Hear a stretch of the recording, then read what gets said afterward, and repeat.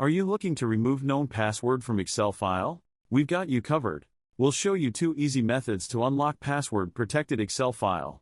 Let's see the manual method to unlock Excel spreadsheet. Using the MS Excel, open the password-protected Excel file. Enter the password when prompted.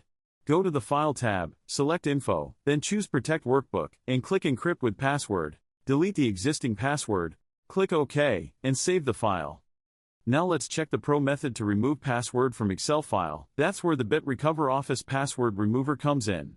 Just visit the official BitRecover website and download our Excel Password Remover. Launch the software, add the password-protected Excel file, enter the password in the input field, verify the password, and lastly, click Remove. The unlocked file will be saved safely. Let's have a look at the comparison between the manual and professional methods. And that's all for this video. Visit the given product link today to download the product. For any queries, email us at support@bitrecover.com.